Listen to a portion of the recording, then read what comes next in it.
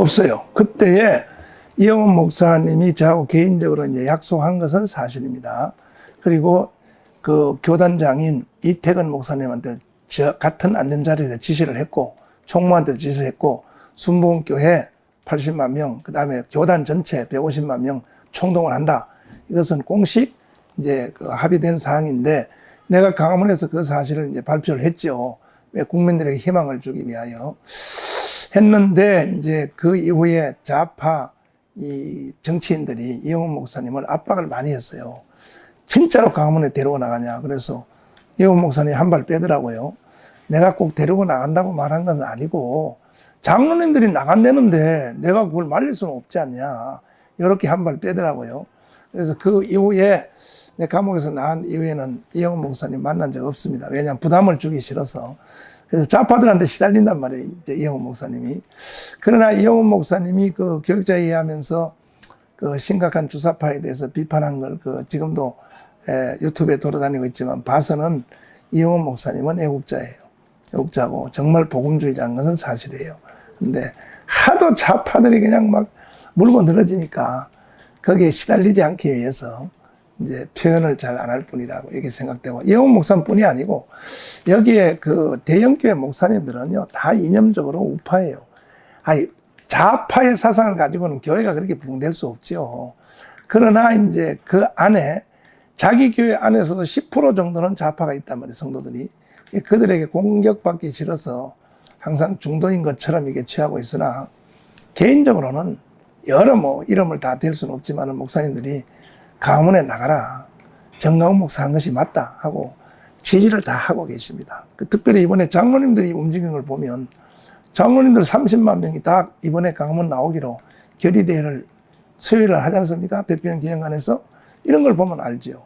예, 그래서 이번에 8.15를 통해서 제2의 건국이 반드시 이루어질 것이다. 이렇게 저는 확신하고 있습니다.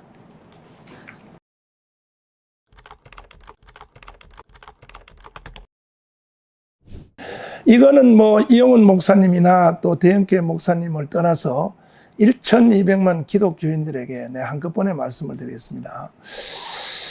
1945년 8월 6일 날 히로시마 원자탄이 터졌습니다. 이것은 한 시대를 가늠하는 사건이었습니다. 최초로 인류가 사용한 핵무기였습니다. 그때에 우리가 해방이 된 이 한반도는 두 가지의 선택을 강요받았어요. 자, 이승만이냐 김일성이냐 선택하라는 거죠. 그때 북한은 김일성을 선택했고 한국은 이승만을 선택한 결과 우리는 70년을 살아보니까 세계의 10위권의 나라가 됐고 북한은 저주받는 나라가 됐습니다. 그러면 끝난 겁니다. 모든 체제 경쟁은 끝난 겁니다.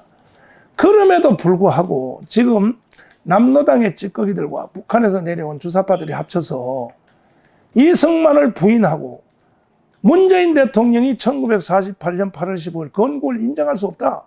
이렇게 공식 선언했잖아요. 이게 대통령입니까, 이것이?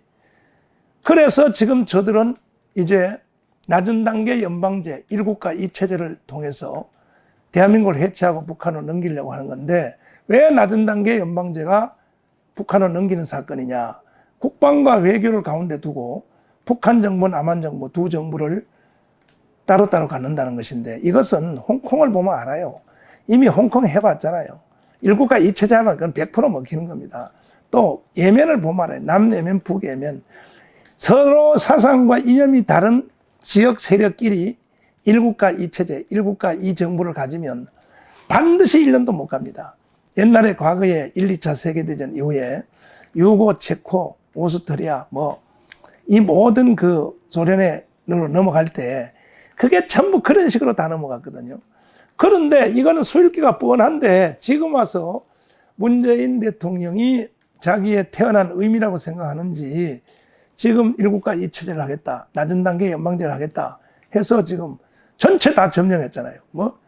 정보기관, 국정원, 검찰, 경찰, 기무사 다 점령했고, 군대 점령했고, 법원 점령했고, 시민단체, 문화예술계 다 점령해서 국회의원 173명이 주한미군을 철수를 전제로 한 종전협정에 서명했습니다. 나라 끝나는 거죠, 이제. 그래서 이제 1200만 기독교인들과 30만 목회자, 30만 장로님들은 이제 더 이상 시간이 없어요.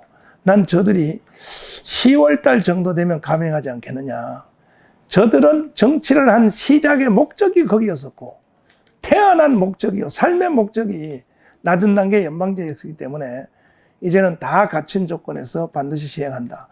이것을 막아낼 사람은 누가 있습니까? 한국 교회밖에 없습니다. 교회가 강렬하게 저항해서 절대로 낮은 단계 연방제 가면 안 된다. 이번에 8월 15일 날 1200만 기독교인들은 자기 신앙을 지키기 위하여, 한국 교회를 지키기 위하여, 대한민국을 지키기 위해서 가문 광장으로 다 뛰어나와야 되고, 하루 애국하면 영원한 대한민국을 유지할 수 있고, 하루 귀찮다고 덥다고 안 나오면 수령님하고 살아야 되는 시대가 올지도 모른다는 것을 반드시 기억하시기를 바랍니다. 네.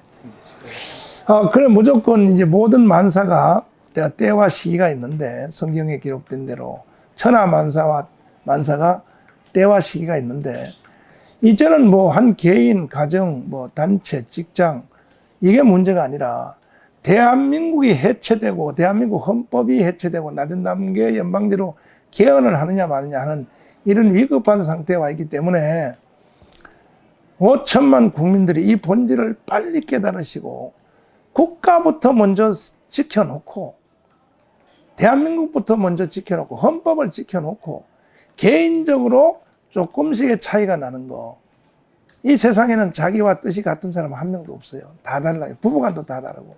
그러나 대한민국을 해체하려고 하는 이 세력들에 대해서는 우리가 다 뜻을 모아서 이번 8.15 대회에 대한민국을 인정하고 헌법을 인정하는 국민들은 다 좀 뛰어나와서 4.19 혁명과 같이 새로운 시대를 열어갔으면 좋겠습니다. 국민들의 애국심, 또 성도들의 애국심, 목사님들의 나라 사랑하는 마음을 저는 믿고 싶습니다. 네.